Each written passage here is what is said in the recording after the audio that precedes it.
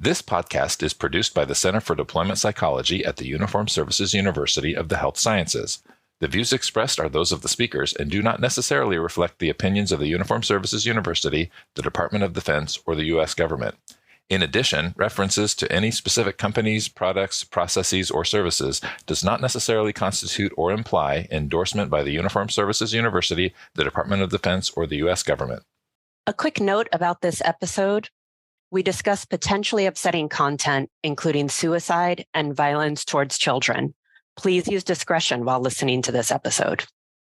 Welcome to CDP's podcast, Practical for Your Practice, where we give you actionable intel to support what you do. One colleague to another. Hello, and welcome to Episode 2 of Season 4 of our Practical for Your Practice podcast.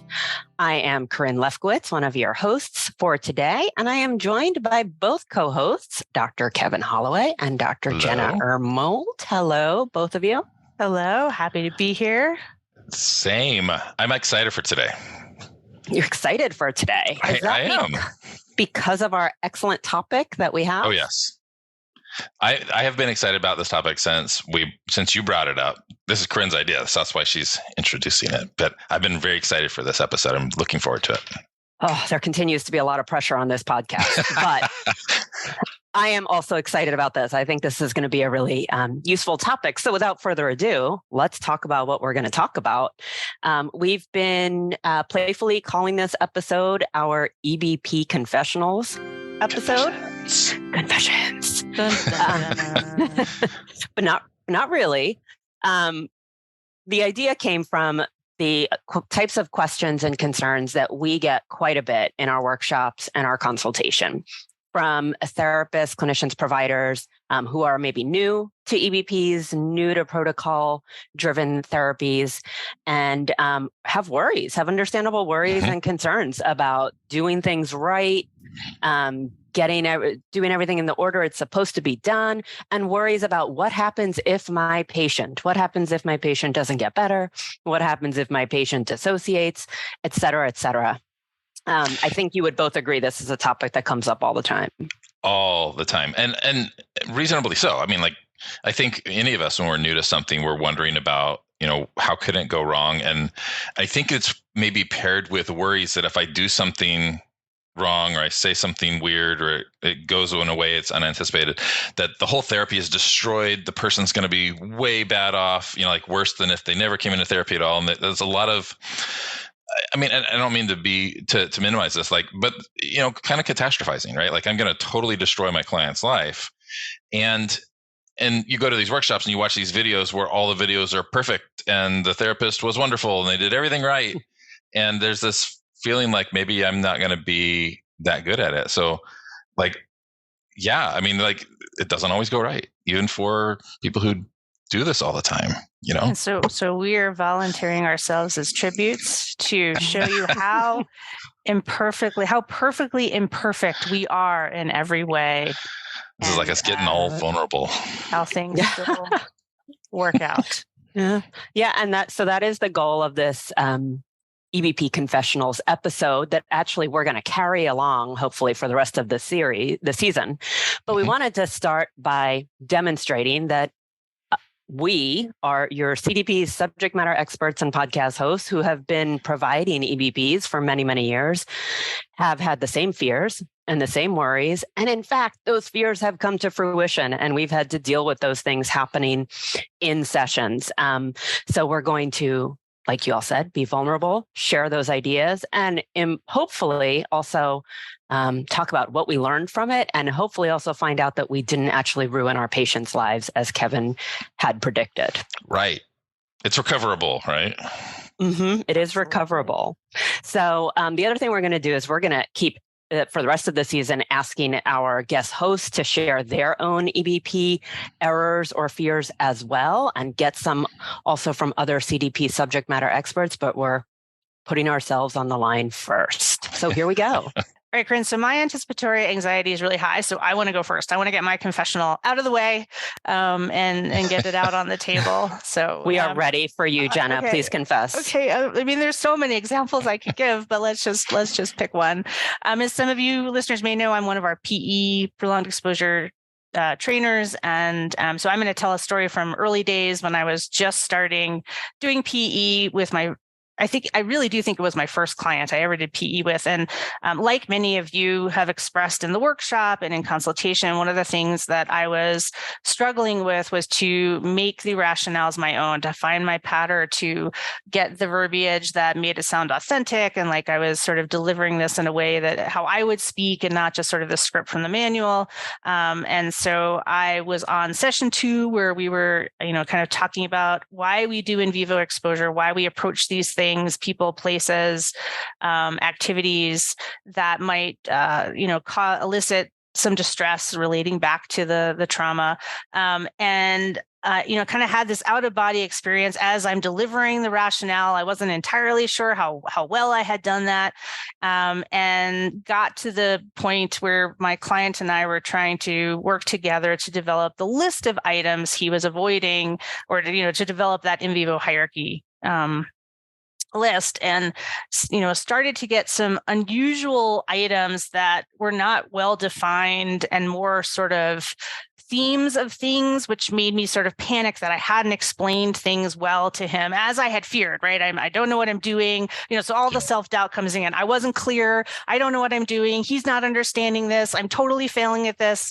And as that's going through my head, what comes out of my mouth is, and as he offers up an item, and I apologize, I can't remember exactly what the item was.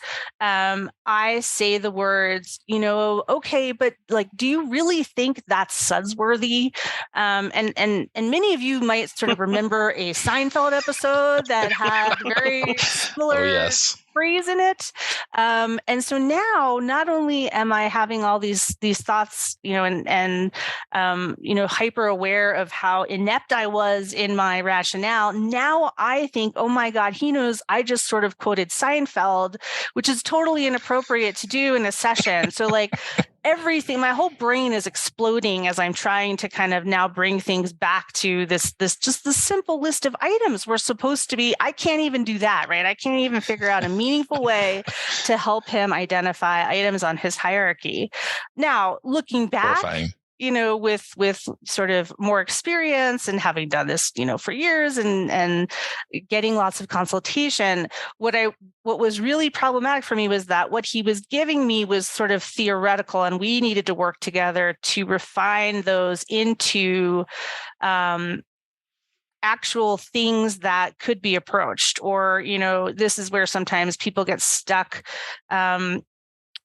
kind of figuring out how the items can kind of link back to sort of this overall core fear that they have. And so had I been in I think I did bring this to consultation because I was being supervised at the time, we kind of problem solved how to do that. But because I was so anxious and so like wrapped up in my rationale and how imperfectly I had delivered that, and that he wasn't giving me these concrete good, items off the bat, it just sort of spiraled. And again, this is so relatable, but before you get to the solution and how it all worked out, what happened? Did you ruin the client's life? Like, did he fail at PE? I threw up in the trash can. No.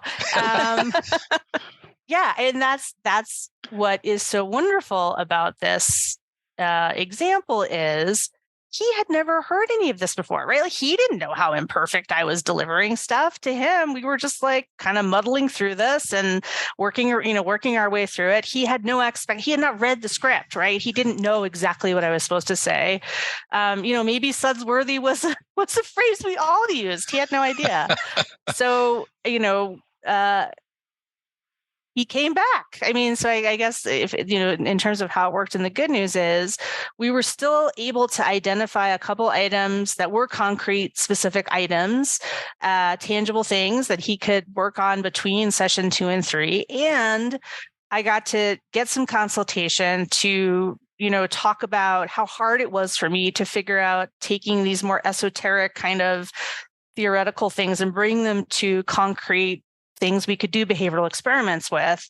And we adjusted the following week. So we could, as many of you know, that in vivo hierarchy is a work in progress, and nothing taught me more than that's really true than kind of flubbing it this first time with my, sudsworthy judgment.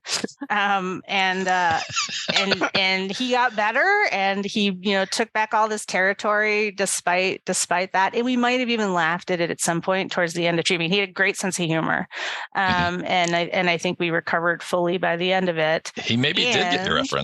Yeah, he probably did, and is like, she's a Seinfeld fan, and I'm a Seinfeld fan. That's great. So that therapeutic alliance shot up.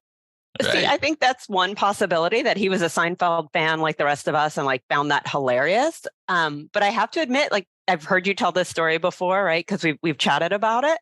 And when I'm struck by a couple of things. One, it's so relatable because like every protocol that we do has its own unique language that therapists are worried about getting wrong and misexplaining, myself included. But then also the term sudsworthy, it doesn't sound all that bad. And so like, I'm thinking in your mind as the beginner therapist, it sounded so terrible and so dramatic. So unprofessional. But when I'm like, oh, that's it. Like, that's what you said. Oh, exactly. Well, and it's, right. Similar to that, I've actually seen a video of this session. Like, that we have permission to use it sometimes in our workshops. And so I've seen the video, and I got to tell you, like, I've heard Jenna tell the story before as well. And I watched the video. I was like, that's nothing like that. And what it comes out to me is that what's fascinating to me is that I think a lot of the times the things we're worried about, and maybe even an experience of feeling like we've really failed or messed up, is really an internal experience, right? Absolutely. Because what I saw in the video was fine. Like, I mean, it didn't see the dumpster fire in my head exploding. Right? But maybe that's comforting for all of us doing therapies too, is that sometimes our anxieties or our fears about, what this is going to lead to, or how have I damaged this person, maybe that really is an internal experience, and the client's fine. You know? And in the client's head, and then we can kind of wrap this one up, he was probably also feeling equally weirdly anxious, trying to come up with the perfect list for the therapist he was working with, because he wanted this to go well. He was a really really invested. And, so we were both probably so wrapped up in our own internal crazy. Yes. But then we just like walked past that and moved on to the next session, and it was fine and no damage was done. I know you want to wrap up your confessional, but I'm not done with it yet. I just have one more point. I think you're avoiding yours, Corinne. I think this is strategic. It's just the other piece. It's not only that your client was likely anxious about, coming up with a perfect hierarchy item and answering the questions. Also, our clients were just anxious in general about it. And listen, I think everybody should hang on every word that I say, because, everything that comes out of my mouth is brilliant, but clients aren't actually doing that. Yes, you should. Somehow clients aren't actually doing that. And they're in their own heads worried about the session itself and what's coming up for them. So it's also quite possible that it hasn't even registered for them because they've got their own dialogue going on. Exactly. Absolutely. So that's it.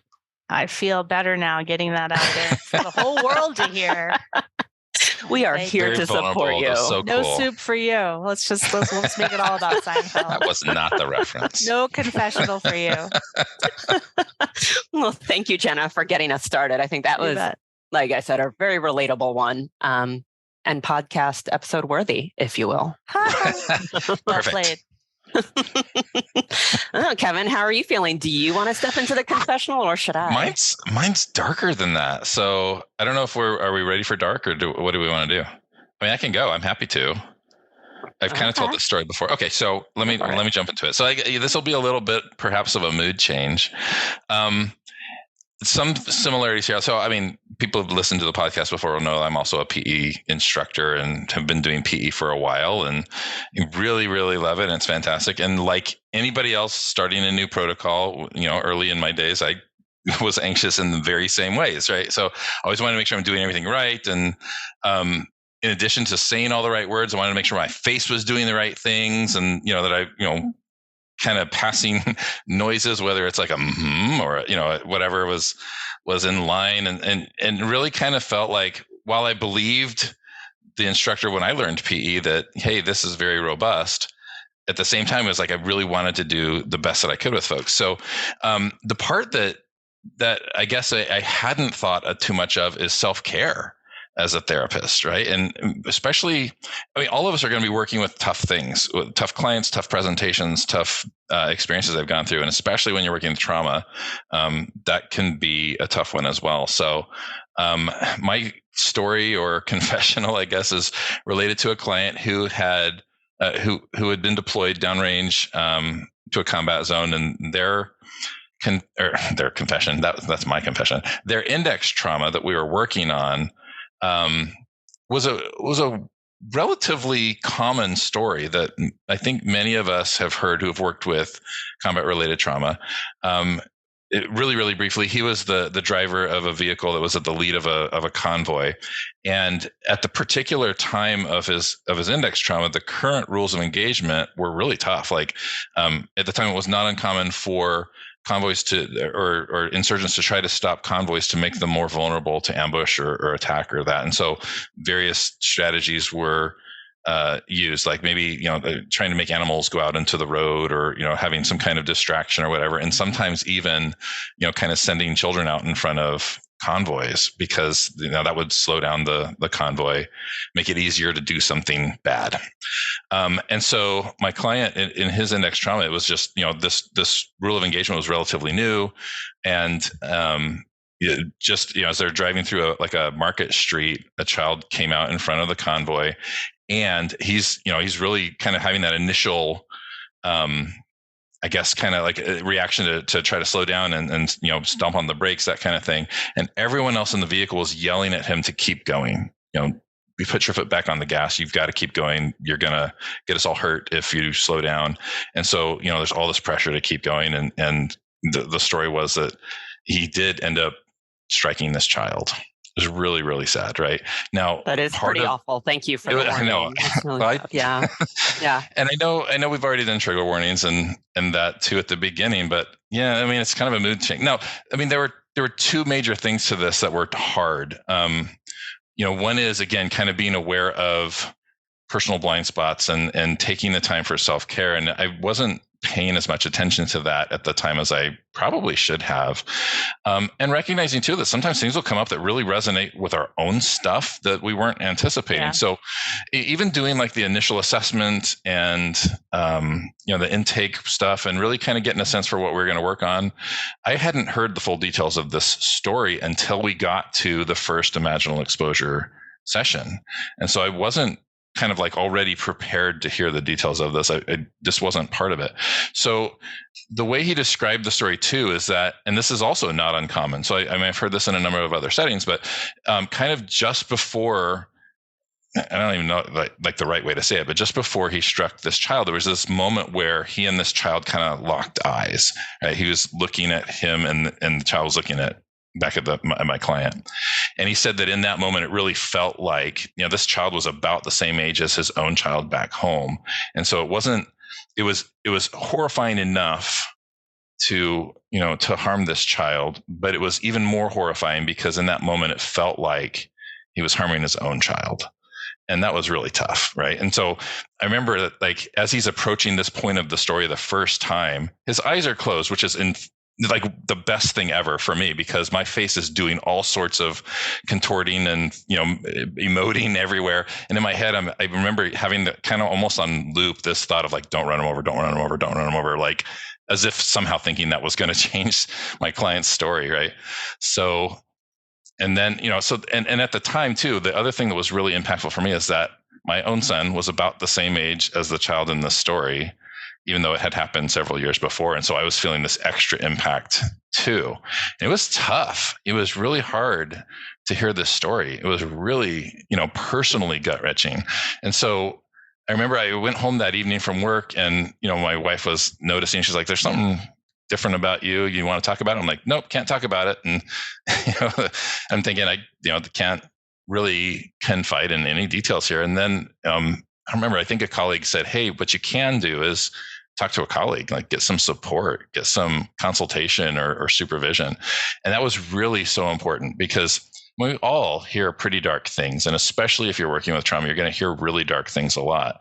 And sometimes those dark things can really hit us personally too. And in order for us to be our best and to work our best with our clients, we want to be very thoughtful about that self-care. So I, talked to a colleague and we talked about, in some ways, kind of processed what that experience was like for me internally, of course. I think my client had no idea that was going on internally for me. And I hope that's true because I hope it didn't impact how I worked with him. And part of the good news too is something else that we say in our PE workshops, and that is exposure works for us as well as therapists. And It was easier to hear his story the more that we went through it. Just as he was kind of getting better going through too. So, in some ways, but I guess it isn't also as dramatic as like, oh, I screwed up or I messed up or something. But I was feeling all this pressure of like my face was doing things I didn't want it to do. And I was worried about what if he opened his eyes and he saw my face and he would think, I think he's a monster or that. And then I was worried about what if I gasped or, cry. Cry. I really did at some points. And I was like, I really didn't want him to see that. And even thinking back on that too, I think, ideally what we want to do is be thoughtful of the meta messages we're sending, but I think it's also an okay message that, hey, we recognize that this is horrifying. And as a human being, I can, kind of relate with that hurt. So, I think that was a really tough one. It's a really powerful example. And so common, I think, is like, especially if we're working with trauma, but as you said, Kevin, working with any kind of issue, we worry about what we're going to hear and how we're going to handle it and what message we're going to give to clients. So that is really relatable. Then add the level of when it hits you personally, when it hits home personally, that's really, really tough. And I questioned myself too, like, can I even do this work? That's what I was going to say. And like, what does it mean about me as a therapist or, I don't know. There's all sorts of self-judgment going on too. And I feel like one of the most important experiences was getting that support and recognizing that, it's okay to be human. It's okay to have feelings. And, and maybe it's actually a good thing to feel moved by something like that. And we have support. We have tools to reach out to work through that. One of the good things too is that we talked about is that we talked together about, should I even continue with this case, right? And I think there's sometimes where maybe we shouldn't. And in this case, I felt like, I talked with my colleague that I was consulting with, and we worked through some issues, and I felt like we decided together that no, this makes sense. I could continue working on this case, and I don't think it would be a bad thing if we had concluded otherwise either. But that was another question I was asking myself: Can I be not objective, but can I be helpful to this person? Can I be present for them rather than just be worrying about my own stuff that was going on while we were working on this? So I think that's such a common core fear for us doing PTSD treatment. Can I do this? Can I handle this? I'm supposed to, be new information into the system and, handle this in such a certain perfect way as you described. And if I don't, what does that say about me? And it means I can't do the work. And again, back to Corinne's point with my client, your client was so probably far away from noticing that. But with distance, I can acknowledge that. Right. But in that moment, it really felt like it. So I'm glad you had a colleague to reach out to be able to get support around that for sure. But I have definitely been there. Corinne, I don't know if you've been there, but I've definitely had a client like that. I've had more than one like that. I've definitely related to that. And you were making me think of a couple of examples of that in my own practice, which I guess could be my confessional today, at least. I'm ready to pass the torch. Yeah. Okay, thank you. So I've definitely had that fear come to fruition. And it hasn't just been, by the way, with PTSD work. So I guess I want to make the point again that this is not just trauma related stuff or PTSD related stuff, but I've certainly had that experience with clients. And when you said, Kevin, that it was a question of whether you should even work with that client, that's kind of where it went with me. Okay. So the personal relevance is that I have a family member who died by suicide. And I was already practicing at that time as a psychologist.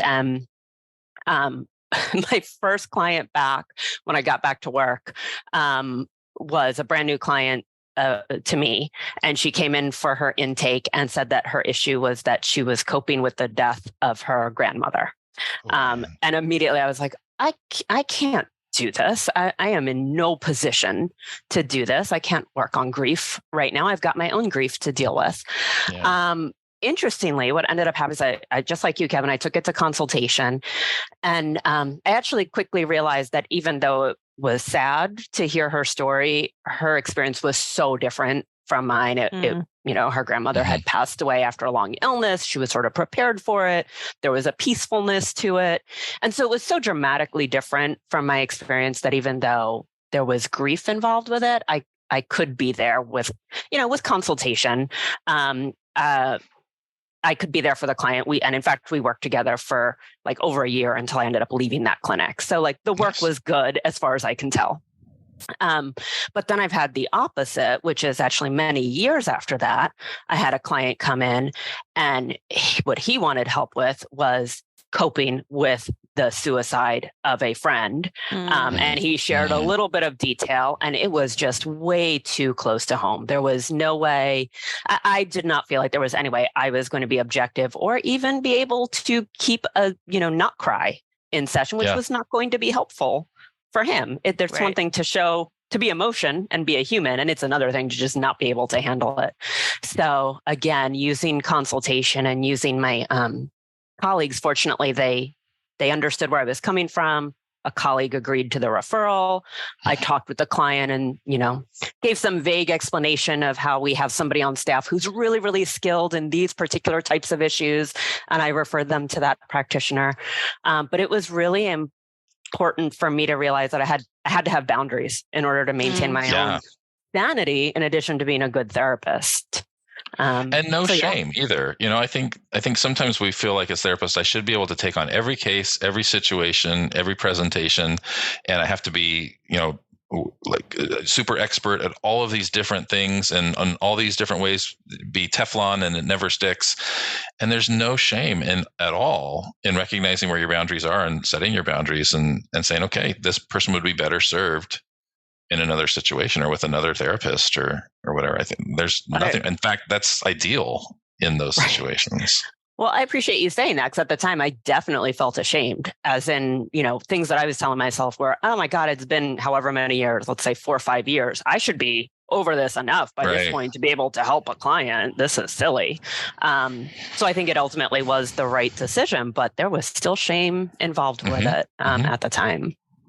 Like, what kind of therapist am I if I can't even be mentally healthy all the time, 100% everywhere, right? Right. So, we're immune. Sometimes, the best course with an EBP is to not do the EBP and let somebody else do the EBP. Let somebody else do it. Yeah. So, I think that, and I think consultation is the thing that helps us get to that place. It's so hard to do that alone. And worry alone and come out of it in a good place if you're not sort of bouncing that off someone. So I guess if we're going to even do our actionable intel, because as we do in every episode, we want to leave listeners with, actionable intel. This is just a great time to emphasize, I think you heard with all of our confessionals, when things felt like they were going wrong or we couldn't handle something or we were catastrophizing or whatever, being able to bounce that off of a colleague or a supervisor or somebody to get some feedback, brainstorm ideas, really kind of consider what would be some good options moving forward was essential. I mean, it was literally so essential. So important. So, don't worry alone. Don't just process your sessions where things go perfectly. The whole point of your colleagues and your, consultation is to say, man, this is where I hit a bump. And what do I do with it? So, whether that's through CDP that you get consultation or through, somebody in your workplace or somewhere else, foot stomping, that's a really critical and helpful way to get past these things that you feel you need to confess when things go a little bit wrong. Perfection is not an option in EBPs. Not an option. It will not be perfect. Expect imperfection. And then I think the second thing that really relates to that is, even if we're really well trained in an EBP or really excited to start an EBP, if there will be clients and situations that resonate with us, some that we can proceed with, some that really are red flags that we probably, a client would be better served by somebody else. And again, a great way to figure that out and to address that is to talk to somebody about it. So really it's consultation again, but in the eyes of self-care, in the name of, using self-care, or, there might be sessions where you need to make sure you schedule a little break after, or you do go take a quick walk, or you make sure that evening you do something nice for yourself. We're terrible with self-care. All of us can probably relate to that. So, with these tougher clients and situations, that just becomes more important. So actionable intel, consultation, and self-care, and use those supports that are in place for you as a provider. And give yourself a break. Like you said, you don't have to be perfect. For sure. Yeah. Well, thank you for wrapping up that actionable intel. The reality is there are a lot of fears out there, and there are a lot of mistakes that we've made. In fact, I haven't even gotten to my real mistake yet, which has to do with vomit. So we're clearly going to have to come back to that at a later episode.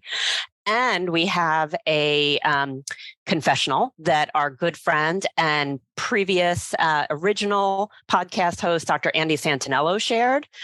So I really would like to come back and do another episode of Confessionals along the way. And I would really like to hear from our listeners, I think we all would, about their fears regarding EBPs, because we can work that in. We can talk about those fears. We've probably experienced those problems over time. So we are going to invite you to share your fears, share them with us. And Kevin, can you tell us where they should share that? Yes, you can leave us a voicemail at this really fantastic service called SpeakPipe. So it's at SpeakPipe, just 2 words, no spaces, anything, .com/CDP-P4P. So that stands for Center for Deployment Psychology, Practical for Your Practice. So SpeakPipe.com/CDP-P4P.